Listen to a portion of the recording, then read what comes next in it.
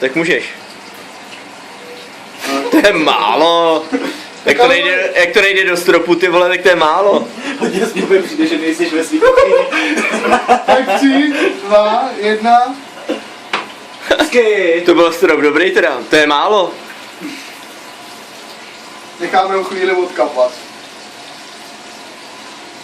A dejte pode mě něco. Oťas, fakt to chceš? Jo, chci. Strop je málo! Ti pak přijde pomoct vymalovat. Fakt? Jo? Jestli se neutiskne, jak jsi ženská. Pojď to! Dělej, jedem si.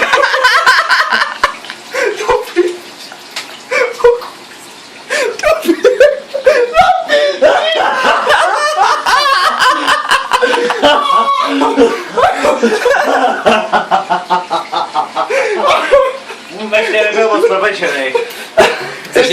Ještě tam chce, ty vole.